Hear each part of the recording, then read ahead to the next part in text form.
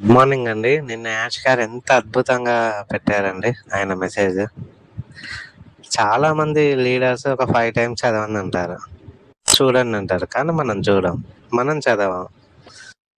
అసలు ఆ మెసేజ్‌లను పట్టించుకోము. చూడక కూడా ఎక్కడో మూలన ఉంటాడు గుస్మిందర్ దిలాన్ గారు. ఎక్కడో వేరే దేశంలో కెనడాలో ఆయన వీడియోలు చేస్తూ ఉంటాడు. అవి మాత్రం చూస్తారు. ఆ ఆడియోలు మాత్రం వింటారు. ఈ గ్రూపుల్లో అప్డేట్స్ మాత్రం పట్టించుకోరు. మళ్ళీ కాల్ చేసి గుస్మిందర్ దిలాన్ గారు ఏమన్నారు, దానికి మేము సమాధానం చెప్పాలి. వదిలేయండి అంటే ఎందుకు సార్ మీరు నెగిటివిటీ పట్టుకుంటారు? వాళ్ళ పనే అది. ఏవేవో ఎందుకండి అవన్నీ పట్టుకొని వెళ్ళారు? ఆయన అడిగిన గుస్మిందర్ దిలాన్ గారు ఎక్కడ ఏదో అన్నారో దానికి మేము సమాధానం చెప్పుకుంటూ పోవాలా చెప్పండి? వదిలేయండి దిలాన్ గారిని అంటే అదే పట్టుకొని వెళ్ళాడతారు, అదే పట్టుకొని ఇది అవుతారు. మంచిగా తెలుగు రాష్ట్రాల్లో చాలా మంది గ్రూప్స్‌లో లీడర్స్ మంచి మంచి పోస్టులు పెడుతున్నారు. అవి చూడొచ్చు కదా, అవి చేయొచ్చు కదా. నిన్న యాష్ గారు ఎంత అద్భుతంగా పెట్టారు. దాంట్లోనే ఉంది కదా మన భవిష్యత్తు మొత్తం ఏ విధంగా ఉంటుంది, ఉండబోతుంది, కార్యాచరణ ఏ విధంగా రూపుదాల్చబోతున్నాను అంత స్పష్టంగా తెలుగులోనే కదా సార్ పెట్టింది మెసేజ్‌లు. అది చదవకుండా దిలాన్ గారు ఏదన్నా ఇది కరెక్ట్ కాదండి. ఇది రాంగ్. నేను చూడొద్దని అనట్లే. దాన్నే పట్టుకొని ఇది లీడర్స్ మీద రుద్దకండి అని అంటున్నా. దయచేసి అర్థం చేసుకోండి బాధని. ఓకేనా? హ్యాపీగా ఆనందంగా ఉండండి. స్పష్టంగా చెప్పారు నిన్న మ్యాటర్‌లో యాష్ గారు. అర్థమైన వాళ్ళకి అసలు గూస్ బంప్స్ అనమాట. అదొకసారి చదువుకుంటే. ఒక్కసారి చదివితే మైండ్‌కి ఎక్కదు. 4, 5 సార్లు చదవండి. ఓకేనా? అన్ని అవాంతరాలను తొలగించుకొని ఆయన మార్కెట్‌లోకి రాబోతున్నారు. తదుపరి దశకు సిద్ధంగా ఉండండి, హ్యాపీగా ఉండండి ఆయనే చెప్పారు. తదుపరి దశ రాబోతుందని. అది తొందరగా రావాలని మనం ప్రే చేద్దాం. మనం ఎదురు చూద్దాం. మన ఇష్టదైవాన్ని ప్రార్థిద్దాం. అది కోరుకుందాం మనం. మన ప్రొడక్ట్స్ మార్కెట్‌లోకి రానంత వరకు నేను ఎప్పుడు చెప్తూనే ఉంటా. వన్స్ వచ్చిన తర్వాత అప్పుడు మీకు అర్థమవుతుంది హ్యాండ్ విలువ. ఇప్పుడు చెప్తుంటే అర్థం కావట్లే.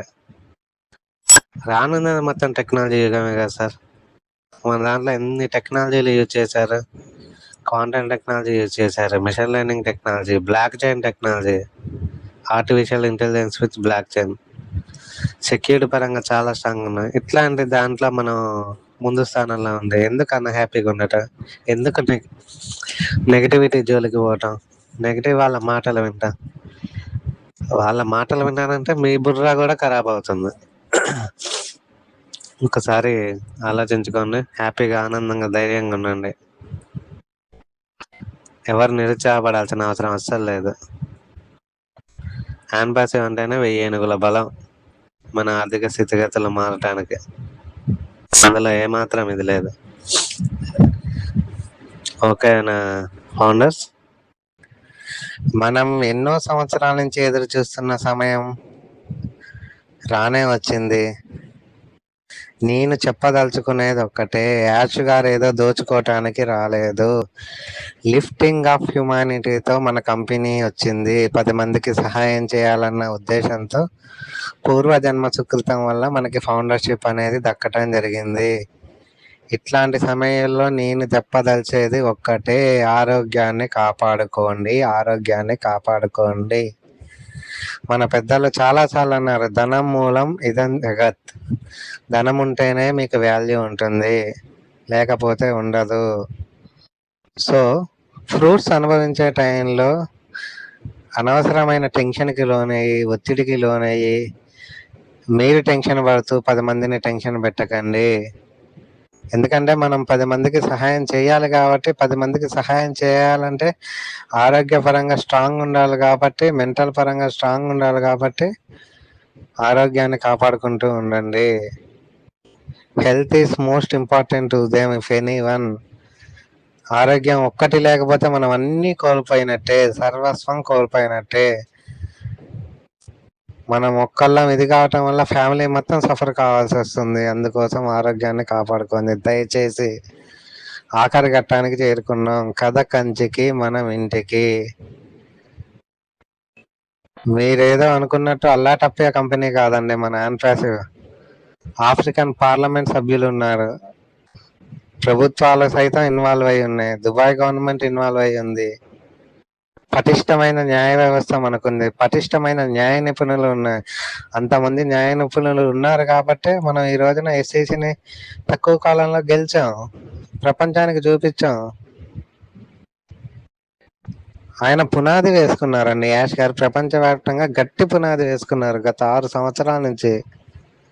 ఎప్పుడైతే మన ప్రొడక్ట్స్ మార్కెట్లోకి వస్తాయో అప్పుడు ఆన్పాసి విశ్వరూపం మీరు చూస్తారు. మీకు అందరికీ తెలుసు 15 ఏళ్ల క్రితం రిలయన్స్ దెబ్బకి మిగతా కంపెనీలు మొత్తం అతలాకుతలు అయిపోయాయి. అదేంటి సార్ మొబైల్ విప్లవం అవునా కాదా? రిలయన్స్ రానంత వరకు మన రక్తం తాగేవి వేరే కంపెనీలు. 2 GB డేటా వేసుకోవాలంటే 250 రూపాయలు మనం ఖర్చు చేయాల్సి వచ్చేది. రిలయన్స్ మార్కెట్లోకి రానంత వరకు కూడా వాటి ఆటలు కొనసాగినాయి. ఎప్పుడైతే జియో రిలయన్స్ వచ్చిందో ఆ దెబ్బకి అంత ముందున్న 10 కంపెనీలు కూడా అతలాకుతలం అయిపోయినాయి. ఏం చేయాలో వాటికి అర్థం కాలే. మార్కెట్ మీద జియో ప్రభావం చూపిందా లేదా? అదే మొన్న మీటింగ్ లో అన్నారు, మన ప్రొడక్ట్స్ మార్కెట్ మీద ప్రభావం చూపబోతున్నాయని. అంటే ఓవర్ మార్కెట్ వాల్యూ, తక్కువ కాస్ట్కి దొరుకుతాయి మన ప్రొడక్ట్స్. అంత తక్కువ కాస్ట్కి ఎవరు ఇవ్వరు అనమాట. రానున్న యుగం మొత్తం టెక్నాలజీనే. టెక్నాలజీ ఉంటేనే ఆటలు కొనసాగితే. ఏం సార్ మనం లేస్తే మొబైల్ పట్టుకుంటున్నాం లేదా?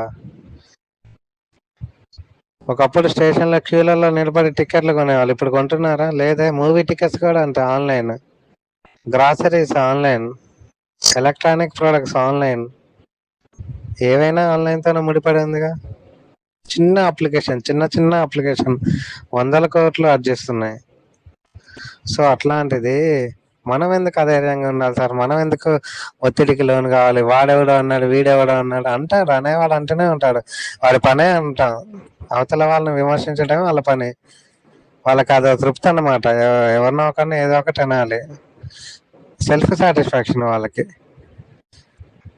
ఇప్పటికీ దిలాన్ సార్ ఆడియోలు పెడుతున్నారు. మొన్న అంత మంచిగా ముక్కాల రమేష్ బాబు గారు దాని గురించి ఆడియో చేశారు. ఏం మీరు గ్రూప్ను ఫాలో అవ్వరా? గ్రూప్లో ఆడియోలు వినరా? ఏం సార్ చెప్పండి. ఈ రోజు కూడా దిలాన్ సార్ ఆడియో పెట్టారు, వినండి సార్ అంటే ఏం చెప్పాలి చెప్పండి? కరెక్ట్గా గ్రూప్లో ఫాలో అయితే ఇటువంటి క్వశ్చన్స్ అనేవి మీకు రావు. ఎందుకు అధైర్యపడతారు సార్? గొప్ప టెక్నాలజీ కంపెనీలో మనం భాగస్వాములుగా ముందు వరుసలో మనమే కదా కూర్చుంది. సింహాసనం మీద మనన్నే కదా కూర్చోబెట్టింది. మనం ఏమైనా టెక్ టీమ్ చేస్తే ఏమైనా వర్క్ చేస్తున్నామా? మనం ఏమైనా కష్టపడుతున్నామా? న్యాయ వ్యవస్థకి మనం ఏమైనా డబ్బులు కడుతున్నామా? లీగల్ పరంగా మనం ఏమైనా కోర్టు చుట్టూ తిరుగుతున్నామా? నొప్పి భరించేది యాష్ గారే కదా సార్, అనుభవించేది మనమే కదా. అవునా కాదా? అది వేరే సీఈఓ అయితే ఇప్పటికల్లా చేతులు ఎత్తేసి చేతులు దులిపేసుకొని వెళ్ళిపోయాడు. ఆయన ప్రపంచానికి ఏదో ఒకటి చెయ్యాలన్న ఉద్దేశంతో మన కంపెనీని తీసుకురావటం జరిగింది. సో ఎప్పుడైతే మన ప్రొడక్ట్స్ మార్కెట్లోకి వస్తాయి ఆ రోజు నుంచి ఇంటర్నెట్ విప్లవం మొదలైనట్టే. మన కంపెనీ ద్వారా ఇంటర్నెట్ విప్లవం మొదలవుతుంది కూడా. ఇది రాసి పెట్టుకోండి. ఇన్నాళ్ళ చరిత్రలో మన వాళ్ళ పేరు, చరిత్రకారుల పేర్లు మనం చూసాం. మన పేర్లు చరిత్రలో చదువుకుంటారు. ఇవన్నీ యాష్ గారు అన్న మాటలండి. రానంత వరకే మనకి బాధలు ఉంటాయి. ప్రొడక్ట్స్ మార్కెట్లోకి రానంత వరకే మన ఫైనాన్షియల్ ప్రాబ్లమ్స్ ఉంటాయి. వన్స్ ప్రొడక్ట్స్ మార్కెట్లోకి వచ్చిన తర్వాత ట్రాఫిక్ భయంకరంగా వస్తుంది. ఏ ప్రోడక్ట్ నుంచి ఏ ట్రాఫిక్ ఏ విధంగా వస్తుంది ఎవరికేం అర్థం కాదు. సో హ్యాపీగా ఉండండి, అధైర్యపడద్దు. 24 గంటల అప్డేట్స్ అనేవి ఉండవు. మాతో కలిసి జర్నీ చేయాలనుకుంటే గ్రూపుల్లో ఉండండి, లేదంటే హ్యాపీగా ఎగ్జిట్ కావచ్చు. మీ వల్ల 10 మంది బుర్ర చెడిపోయేటట్టు మీరు మాట్లాడొద్దండి. ఆ హక్కు మనకు లేదు. చూసారా పాపం మన నాయుడు గారు చనిపోయారు, ఎంత బాధ అనిపించింది. ఫౌండర్లు కొంచెం ఏదో విధంగా ఇచ్చేసి ఆయన్ని దహన సంస్కారాలు చేశారు. అంతమంది ఉన్న అనాథ లెక్క ఆయన పోవాల్సి వచ్చింది. ఓకేనా ఫ్రెండ్స్, నేను చెప్పేది అదే. ఆరోగ్యాన్ని కాపాడుకోండి. అది మంచిగా ఉంటేనే మనం ఏమైనా చేయలేస్తాం. Be happy. యాష్ గారి వెబినార్ ఈ వారంలో ఖచ్చితంగా ఉంటుంది. మీకు వచ్చినా రాపోయినా అటెండ్ అవ్వండి. ఓకేనా అండి? ఆల్ ది బెస్ట్ అందరికి.